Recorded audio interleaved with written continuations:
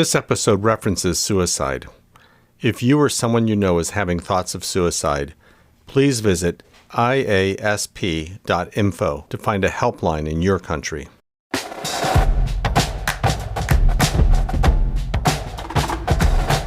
Emish Ondiek was a cheeky boy with big dreams.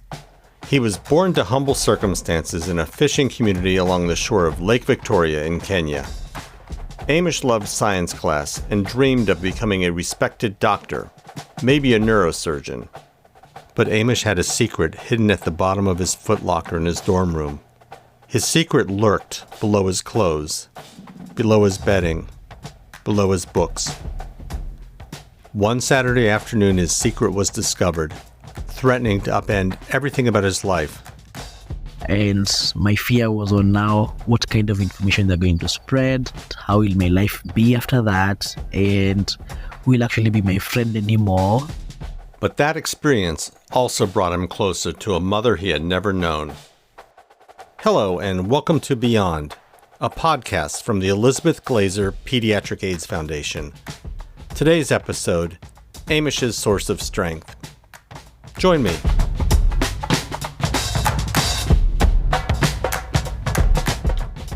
Emish was a popular 15-year-old enrolled in a boarding school in Homa Bay County, Kenya. This region feeds much of the country, with the fisherfolk pulling tilapia and Nile perch out of Lake Victoria each morning. Farmers cultivate sugarcane, maize, and groundnuts. Emish envisioned a future for himself beyond planting and harvesting sugarcane. His father worked as a groundsman at the boarding school, which gave Emish a path to university. Emish had high marks in his classes, though they had started to slip a bit because of his new interest in chatting with girls when he ought to be studying. He competed in badminton and was the head cheerleader when the school's football club took to the pitch. It was a Saturday afternoon, and Emish was studying for end-of-term exams. A classmate came by and asked if he could borrow some laundry soap. He offered to wash Emish's uniform in exchange. Emish thought this sounded like a fair trade, so he gave his classmate the key to his footlocker. So with my laziness in mind and me not liking to wash clothes, I decided to have the deal. Emish didn't think anything about it until later that afternoon, when he was feeling hungry and went back to his dorm. When he walked into his room, he was shocked. I found my box on the middle and the aisle. It was wide open. All of Emish's possessions were strewn about. I had some porridge that I kept that I was going to use for lunch, and it was all poured around everything that was there.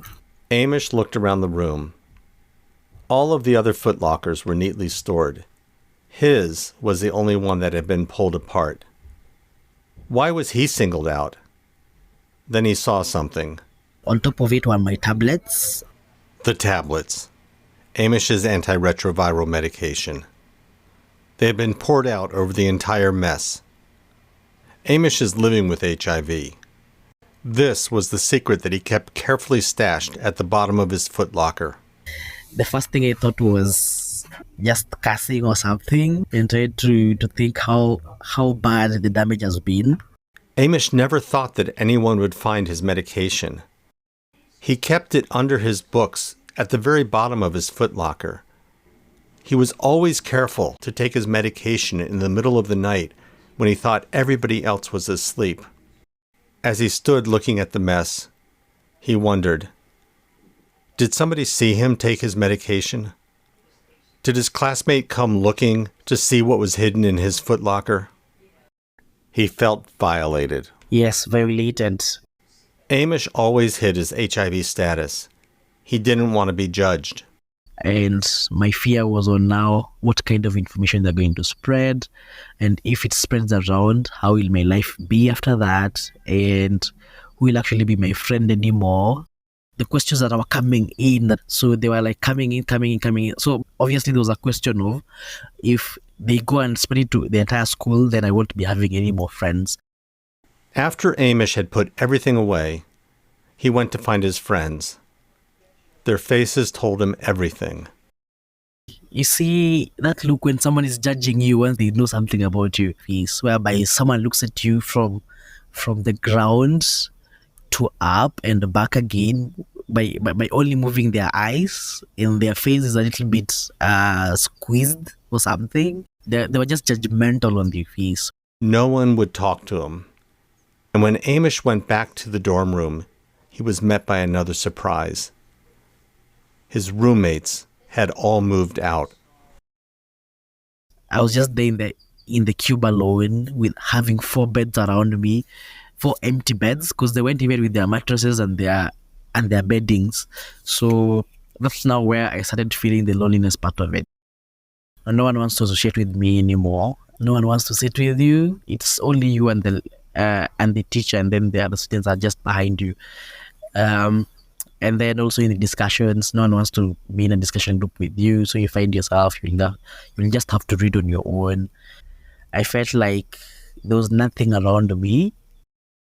Everything just started becoming very difficult by that time. And I felt like also then, if they don't want me, then why should I be forcing myself into them? So I started getting distance between me and the students, between me and the teachers, between me and anyone else in school. I could at least not be with them so that they don't hurt me more. With only 2 weeks to go in the term, Amish struggled to get through each day. He wondered if his dream of going to university was even worth it anymore. So I didn't feel the need of reading, because it wasn't like my priority by that time. Because my priority was, how am I going to get out of this mess, and how am I going to come out of it, and how am I going to make new friends, and how am I going to continue living my life as before. He just wanted to escape. I started sleeping a lot. I didn't want to hear people talk in the class, because I was always feeling like they might be discussing you or something. I didn't want to hear anything. I just felt like sleeping was the best thing for me. Amish even considered another escape route. Things started like boiling up, and I'm like, why am I even struggling with all these things? And I can just end everything right now, right here. And one of the ideas was to just take all the pills that I had, and then I switch off or something. He thought maybe taking all of his ARVs at once would switch him off. Amish had 3 months' supply of antiretroviral drugs. He held the bottles in his hands and considered, what if taking all these pills wouldn't kill him? Then where would he be? And that's when I thought of buying a rope and going and hanging myself somewhere. But Amish was unable to find a rope. So I tried looking around, and I didn't find a suicide option. I never found one. In this moment, Amish started thinking back to how he got here, how all this started. Throughout his childhood, he had been prone to illness. I was frequently taken to the hospital during my childhood. I had like a lot of rashes, just sicknesses. Normal body health wasn't that good. His pediatrician ran various tests but could not find the cause. Then, at the age of 10, he finally got an answer. This nurse got too curious and decided to test HIV. He tested positive. A test of his level of immunity confirmed that without immediate intervention, Amish would not survive. He was immediately prescribed antiretroviral treatment. Amish will always remember how his father told him about the diagnosis. He took Amish to one of the best restaurants in Homo Bay. With some good fish, obviously. He knew that was the way to my heart. And just started having stories as father to son. There was something big his father wanted to tell him. Amish had been raised by an aunt who he thought was his mother. Now his father told him that his actual mother had been sick when she was pregnant. Unfortunately, she never came back from the hospital after she just gave birth. She died 5 months later. Amish was confused by the way his father talked about his mother and about her death. Because I was very young, I couldn't understand transmission of HIV from mother to child. I couldn't understand. But he just told me, the reason why your mom died is the reason why you're having this disease. And then he'll say it is due to witchcrafting, maybe, because he was thinking the HIV and AIDS maybe was a witchcrafting way of it. Amish's father was telling him that his mother had died because she was cursed, because of witchcraft. Amish knew that no one ever talked about his mother, There were no photos of her in the home. No one ever mentioned her name. When he returned to the homestead, Amish started asking his relatives and his neighbors questions. No one wanted to say her name. They spoke about her in hushed voices. Back in the 1990s, when so many people were dying from HIV, rumors spread in the community about the virus. Mothers were dying and babies were dying, and some people thought it was because they were bewitched. This is why no one spoke about Amish's mother. This explanation didn't make sense to Amish. I need like proof to that because I can't prove witchcraft. As a science person, I need to find like proof. So I still became more curious about it. He rejected his father's explanation.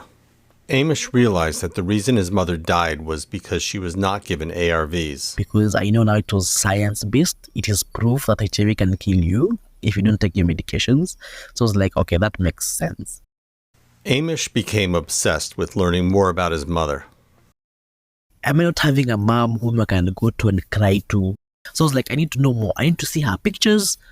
I need to know her background. I need to know where she comes from. I need to know my grandparents from her end. Like, I just need to know something about her.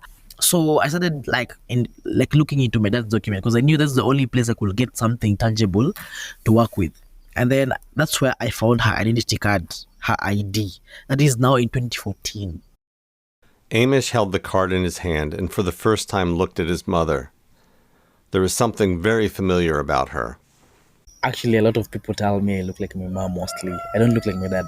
I see the shape of my mom's head and face. The shape of my head looks like hers, so I'll want to think it has the same brain. Amish had found his mother. He slipped the ID card into his pocket and never said a word to his father about taking it. It remains his most prized possession. But I still kept the identity card because I couldn't find any information about her apart from it, and that's the only thing that I can remember her with. From that simple document, Amish felt an immediate connection to the mother he had never known. He imagined that she was watching him. So when Amish was going through his lowest moment, when his ARVs were discovered at school, when he lost all of his friends, when he started thinking of ways to end his life, eventually, his thoughts turned to his mother. With exams over, Amish had a break from school and went home. He found his way to his mother's grave. I just felt I missed my mom, and I wanted to try and reconnect with her and just try to say something to her. I just wanted to I was actually expecting her to respond.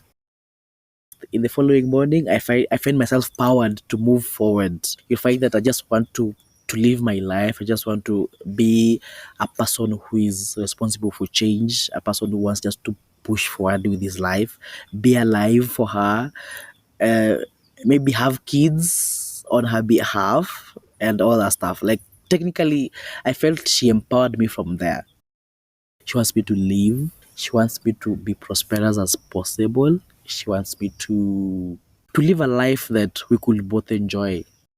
While Amish's family had considered his mother to be a shameful secret, he considered her to be a very real, loving presence in his life. Because I knew she's a mom, and there's no mom who wants to give a virus to their child, and they always want to protect their children. So for me, I always feel even if she was there, she could make sure she protects me from anything that might harm me. That includes the virus. And I think that's what still connects me to her, because she's still my mother and I still want to feel connected to her every day. She was my source of comfort. Amish returned to school stronger. He was also renewed in his commitment to his studies and to vindicating his mother. He decided to tackle the stigma head-on and stop the whispers. At a high school assembly, Amish announced to the entire school that he's living with HIV. He found that sharing his story helped him find new friends, better friends. I started gaining friends who actually cared.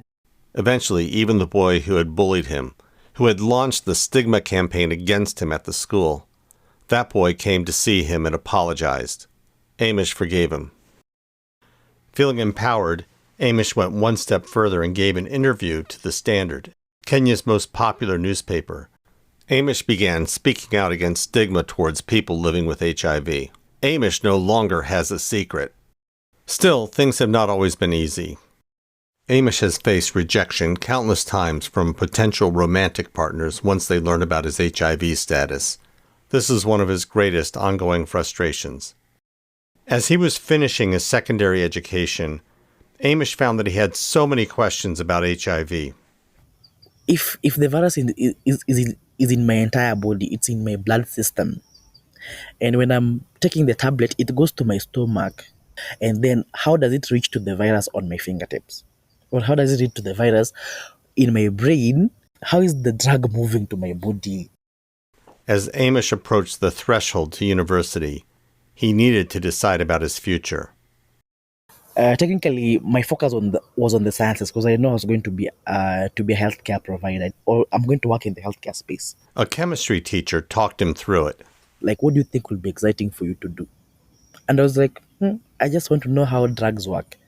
But by the time I was telling him that, what was in my head in terms of a drug was the ARVs. So he told me, okay, if you want to know about that and you love chemistry, which was some of the things that you wanted to do, then go for pharmacy. I had the pleasure of talking with Amish the evening before he graduated with a degree in pharmacy. How do you feel about where you've ended up? I'm very excited, of course. I'm just waiting for tomorrow. I even don't know if I'll sleep because of the excitement. I feel a win is a win. The first win is I'm still a doctor. That is a win. The second win is actually the main reason why I wanted to be a doctor initially was because I wanted to help people feel better. And being a pharmacist, yes, I'll be doing that, but indirectly because I'll be developing a medicine that can help you feel better. If you could talk to your mother today, what would you tell her? That's a good question. A very difficult one, though. If I could talk to her today, I think I'll tell her thank you for giving birth to me. It was the healthcare system by that time that failed her, and she ended up spiraling into the virus, into the AIDS, and then giving birth to a child whom she can't see or whom she can't be with. Most of the things I do today, it's because I want to make sure that things are better for anyone else. There are a lot of things I've done in the HIV space because of her, actually. Even though the things I do today, I always do them because I always want that no one should go through the path that she went through. Thank you for tuning in to Beyond, a podcast from the Elizabeth Glaser Pediatric AIDS Foundation. This episode is dedicated to Amish's mother, Celine Akinyi.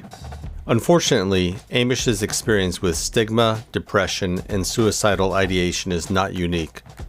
A recent NIH study in Kenya showed that nearly 80% of children and adolescents living with HIV had a psychological disorder, including major depression, and that 25% of youth 11 to 18 had experienced suicidal ideation. This points to the continuing need for HIV education and support, especially for adolescents. If you are living with HIV and are struggling, please reach out to a local HIV organization where you will find support from others with lived experience. For additional help, visit iasp.info to find a helpline in your country. Find out more about Amish at petaids.org. And make sure to subscribe on your favorite podcast app to never miss an episode. Many thanks to associate producer Madeline Morris. We had editing help from Dan Bobkoff at Rhyme Media. Join me next week for a conversation with Brian, a young father living in Uganda. When we speak about empathy and being your brother's keeper, but it only ends on just saying it. We do not imagine what it is to be who they are.